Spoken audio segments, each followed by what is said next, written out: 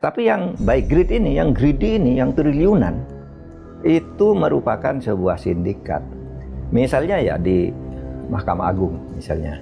Di Mahkamah Agung itu ada lift, namanya lift Komisi A.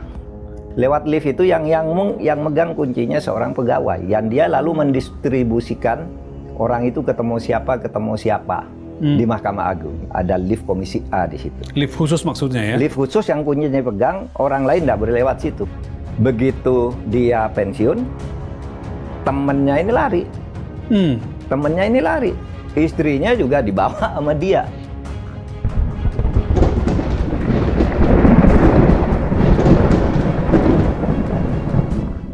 Assalamualaikum warahmatullahi wabarakatuh.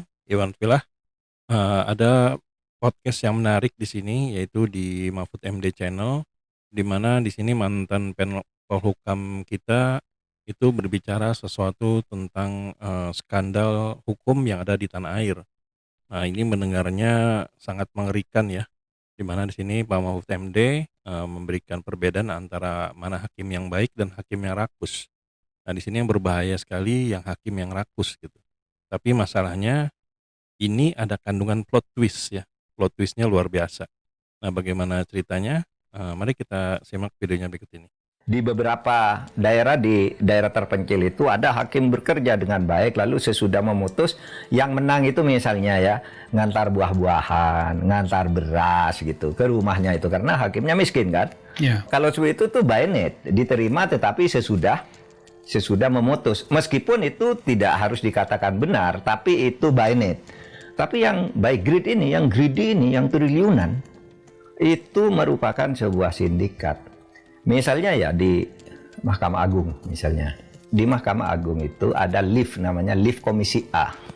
Lewat lift itu yang megang kuncinya seorang pegawai, yang dia lalu mendistribusikan orang itu ketemu siapa di Mahkamah Agung. Dan orangnya ini sekarang udah ketangkap, udah divonis ya. Karena saya justru dapat laporan itu dulu dari Komisi Yudisial. Dari KY? Dari KY justru.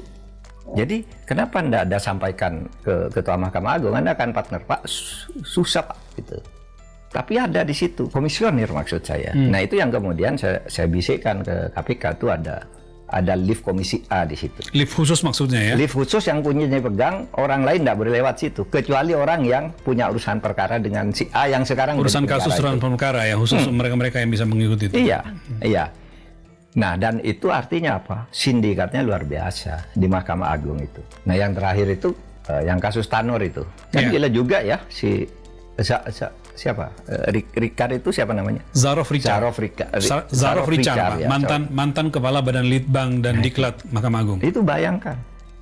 Jadi korupsi hakim itu kalau sudah sindikat, itu uangnya ada yang nyimpankan di luar hakim. Nanti diambil sesudah pensiun atau sesudah pindah atau sesudah merasa aman baru dicuci. Itu opsi lain Pak, karena kan kalau Zarof ini kita lihat justru dia menyimpan di rumahnya Pak selama kurang lebih 10 tahun, dari 2012 sampai 2022 ya Pak ya? Iya, di situ tuh kan menyimpankan punya orang, bukan punya dia sendiri. Oh, oke. Iya, dia ngurus perkaranya si A, hakimnya ini uangnya di-store ke dia. Oh begitu. Jadi polanya, ini gila ini polanya. Saya sudah sering ceramah loh, pola-pola di mana hakim itu korupsi, lalu uangnya dititipkan ke orang lain, ke temannya, ke sopirnya, gitu. Di atas namakan orang lain dulu.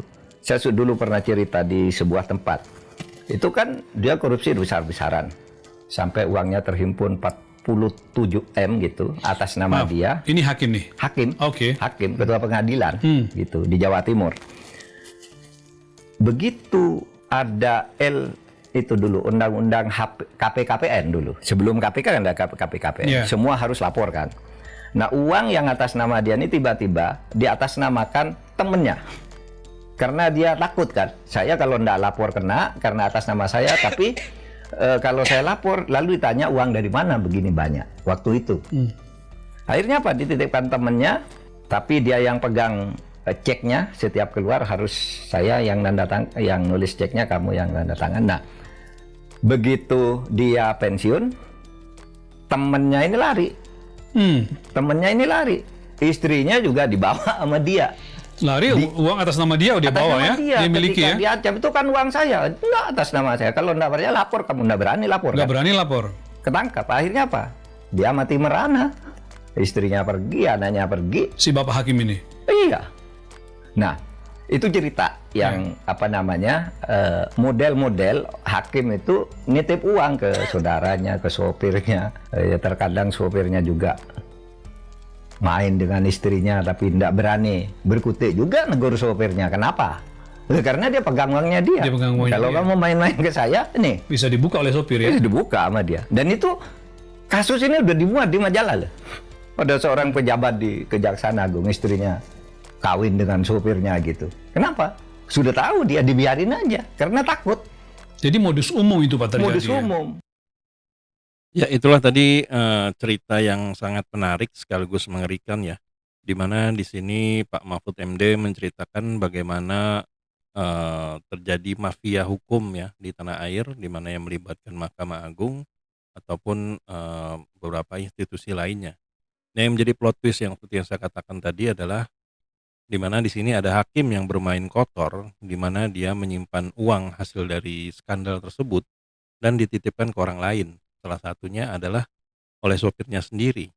Nah, yang menjadi masalah yang paling besar adalah di saat si sopir ini punya banyak uang, sedangkan hakim ini hanya mendapatkan uang dari gajinya, ternyata istrinya ini lari ke supirnya, main ke supirnya, sedangkan dari hakimnya sendiri tidak bisa berbuat apa-apa. Karena memang andaikan dia sendiri melaporkan, tentu supirnya ini akan berterus terang kalau uangnya ini adalah uang hakim hasil dari pemerasan atau seperti apa gitu. Jadi tentu saja tidak ada satupun hakim atau mungkin memang belum ada atau memang sudah ada tapi tidak diceritakan oleh Pak Mahfud MD yang berani untuk melaporkan si pemegang uang ini, karena memang uang itu pun bukan uang dari uang yang bersih ya, uang yang kotor gitu. Nah, Pak Mahfud MD juga menceritakan bagaimana di berbagai desa atau di daerah itu ada hakim-hakim yang dicintai oleh rakyatnya. Di mana di sini andaikan hakim ini sudah menyelesaikan suatu kasus dan berhasil membahagiakan, itu ada sesuatu yang diberikan tapi bukan berbentuk uang, tapi ada berbentuk beras, makanan dan seperti apapun. Walaupun di sini Pak Mahfud mengatakan ini juga sebenarnya tidak benar, tapi setidak-tidaknya ini adalah penghargaan yang diberikan oleh masyarakat kepada hakim dengan seadanya lah. Nah, yang bermasalah seperti yang Pak Mahfud MD bilang adalah hakim-hakim yang rakus atau greedy yang dibilang tadi. Jadi sehingga kasus Zarof Richard itu yang di rumahnya ditemukan hampir 1 triliun, itu si Zarof Richard ini merupakan orang ketiga karena dia sendiri bukan seorang hakim ya, tapi bisa dikatakan makelar, sehingga nanti uang-uang itu akan diambil oleh para hakim ketika dia sudah berhenti atau pensiun.